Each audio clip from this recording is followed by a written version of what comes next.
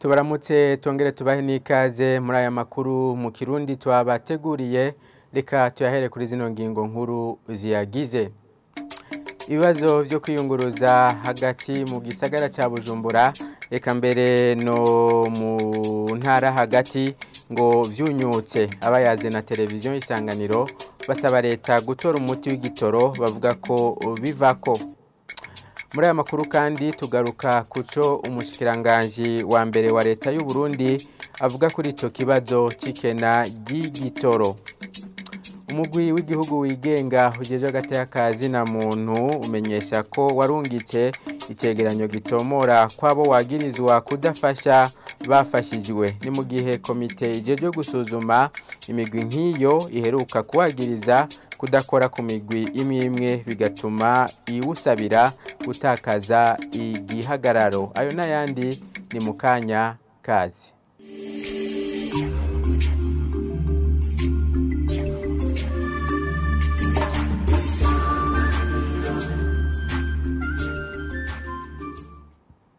Kaze mwidonido ryano makuru. Umugwi w'igihugu wigenga ujeje hagati y'akazi na muntu ngo ntutahura icyatumye komite ijeje gusuzuma imigwi nk'iyo iwagiriza ko hari ivyo udakorako.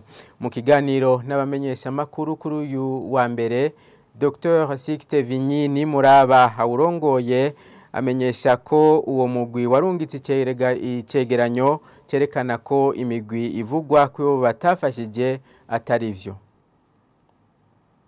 Twatanze raporo ndende cyane ifise impapuro 64.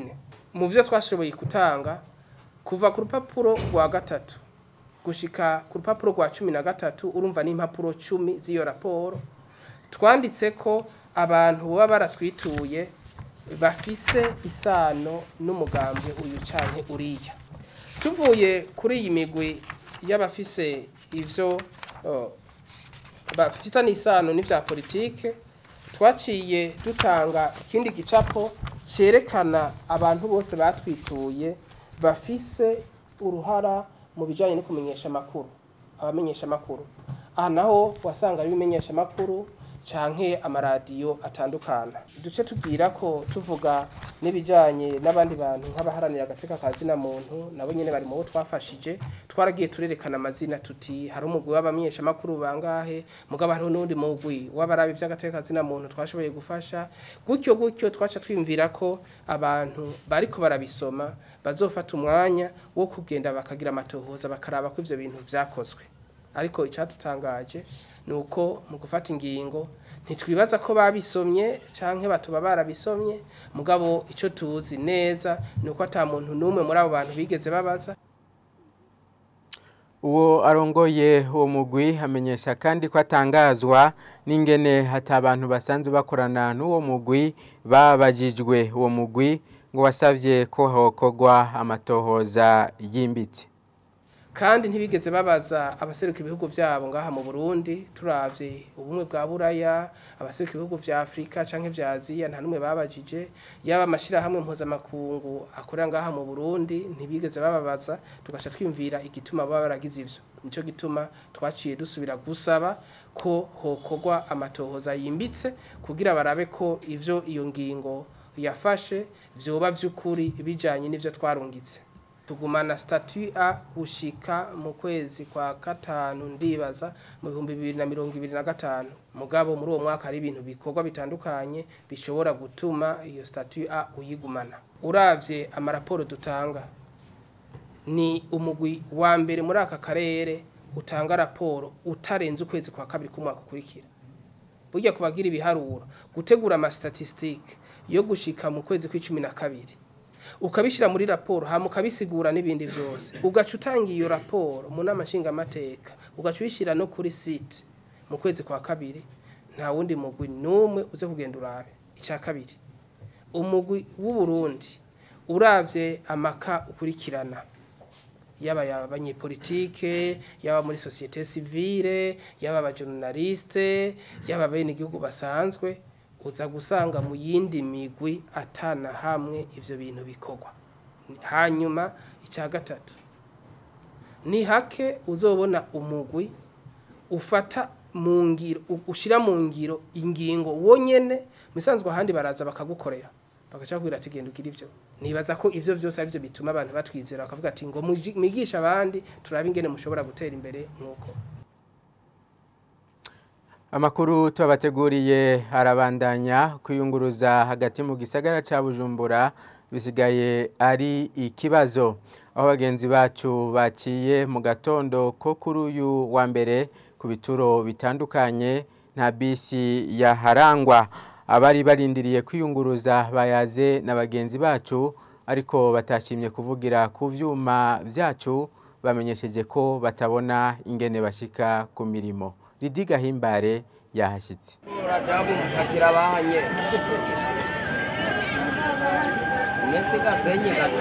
Igihe cy'isaha 3 n'igice mwibarabara ryitiriwe Chaussée du Peuple Murundi werekeza mwihwaniro ry'amabarabara Rond-Point des Nations Unies hafi y'isoko ya Kotebu igihe twashika wabona uruja n'uruza mwibarabara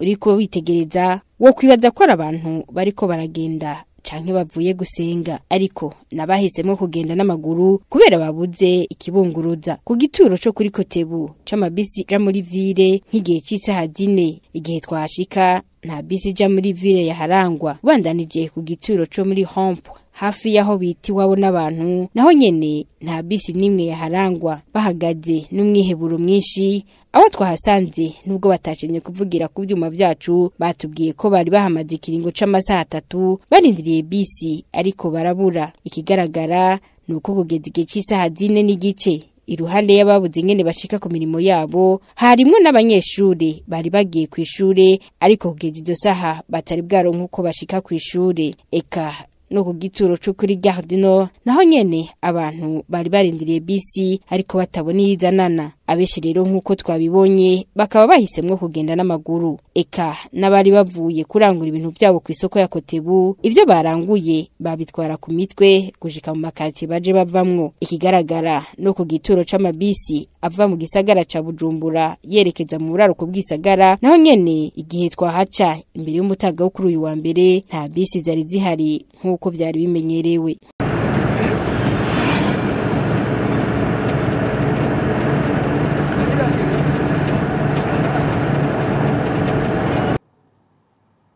no kuyinguruza rero ujya hagati mu gihugu navyo nyene ntivyoroshe abiyunguruza bavuganye na televiziyo Isanganiro ku gituro c'imodoka kiri kuri Kotebu bavuze ko itike gigwije na kabiri kuri uno wa mbere abunguruza abantu n'abiyunguruza bagasaba leta gutora umuti w'ikibazo c'ikena ry'igitoro n'inkuru tubaza Sheila Irambona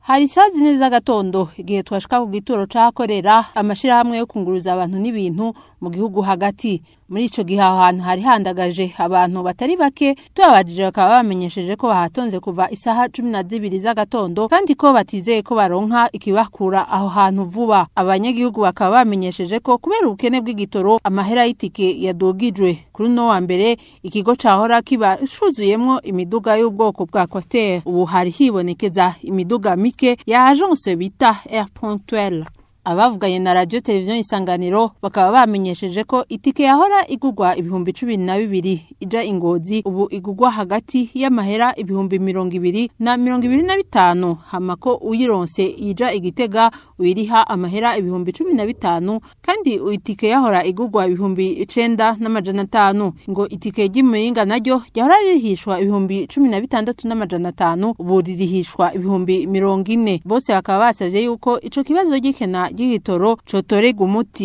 tike twashaka kwironka muga naho tironka izimvye kandi badona amasaha maremare turica nko ngaha dutegereje ngo trabe yuko turonka n'ikidutahana ko nk'ivyakare narimenyere ari igiciro ca 15 mugubundi ko ndumva igiciro ari 25. Ivyasabiwe kandi n'abunguruza abantu n'ibintu mu gihugu hagati bakoresheje amatagisi nukuri no gusenga Imana ibido ndayiguze 3.5 kandi imodoka yuzurizwa muri 3 nukuri biteye isoni n'ubwoba no gusenga Imana. Ubu umuntu umubwiye 15,000 mu Kayanza cinkwe mu Bukeye kugira ugarukane wa mutahe wawe biragoye. Umubose nawe aba yaraguhaye uwo mutahe w'ivyo bitoro aca asanga wayamaze, kuko ntubu twari tumaze indwi yose turi mu station. Nukuri benshi bazopfungwa kubera ibibazo tumaze mu iminsi nyene turihajya. Niyo kibonetse hinwera abantu nyene bo hejuru, twosaba nuko boturosha ibitora hama ubuzima bukabandanya. Amakuru twakuye muri ico kibanza nuko amwe mu mashirahamwe yunguruza abantu n'ibintu bakoresheje imiduga bita amakwastere yafashe ingingo yo guhagarika gukora kuva kuri no wa gatanu kubera ubukene bw'igitoro. Bamwe banyagihugu batashatse kuvugira ku vyuma vyacu, bakaba bibajije igituma ikibazo c'ikena ry'igitoro kihaguma, kandi leta yari yarashinze ishirahamwe ryashinzwe gutora umuti w'ico kibazo c'ikena ry'igitoro.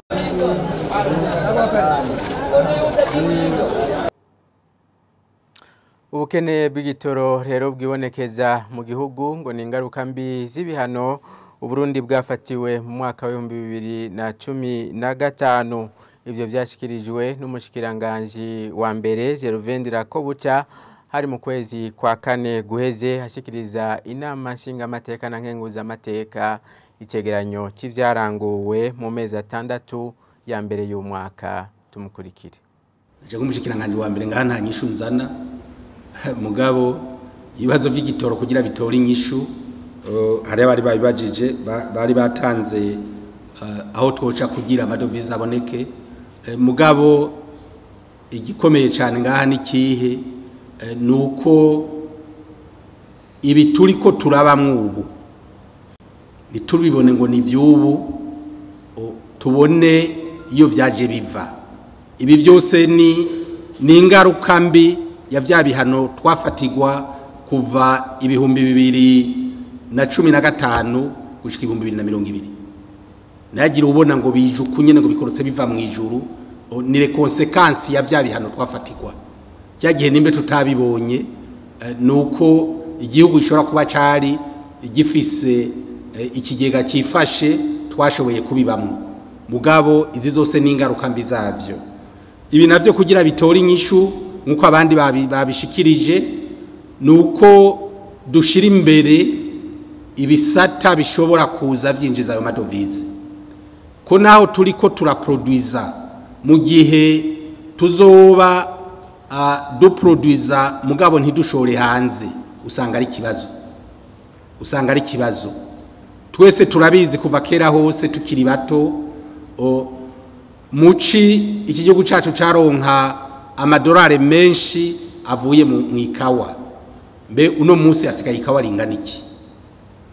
Icayi uno munsi niyo kawa nyene dushora, ko unasanga rimwe na rimwe uko tuyishora nico cayi twe duca kuba komisionere mugabo ntidushike ku isoko. Ibyo byose ni bibazo.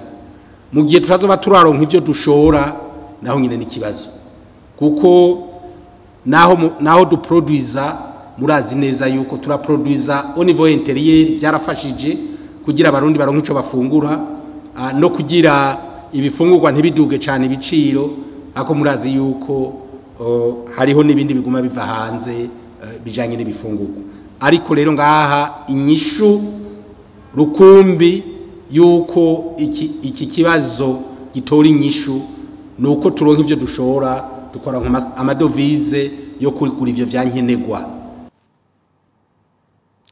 Ishirahamwe rijejwe irangurwa hamwe n'ishingurwa eka mbere n'idandazwa ry'igitoro mu Burundi Sopebu rifise umutahe ungana n'imiliyaridi 120 z'amafaranga y'amarundi.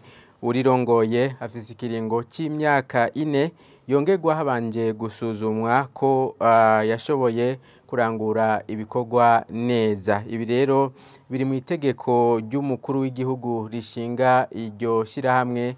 Vyinshi tubibaze Mireille Kanyange.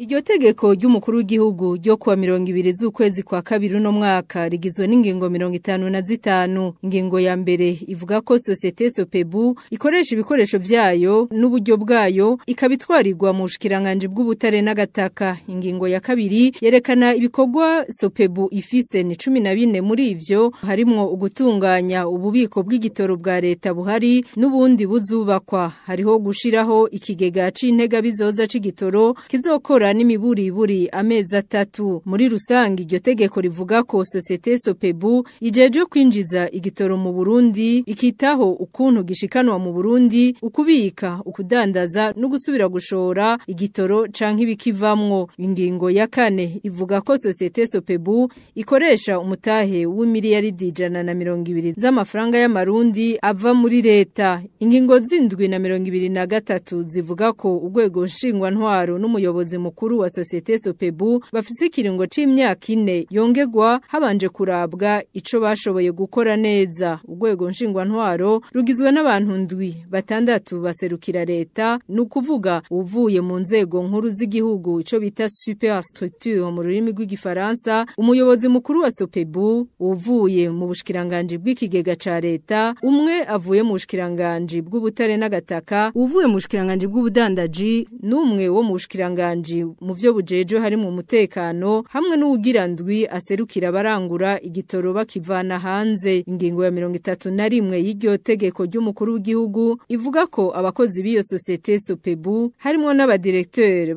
bazohabwa akazi habanje gukorwa ibibazo nihiganwa hisunzwe amategeko. Ingingo ya 42 ivuga ko abazosuzuma amakonte ya societe Sopebu abo bita ba commissaire au compte mu gifaransa ari babiri bafise manda y'imyaka 3 itongegwa, abo nabo akaba atana kimwe bapfana ku rugero rwa mbere canke rwa kabiri n'umuyobozi mukuru w'iyo societe canke umwe mu bagize urwego nshingwa ntwaro. Nino kuri iyo nkuru rero duciye dusozerera ko hano makuru twari twabateguriye. Reka nshimire mwebwe mwese mwafasha akanya ko kuyakurikira. Abandi shimiye ni bagenzi banje bamfashije kuyatororokanya. Ibindi biganiro birabandanya.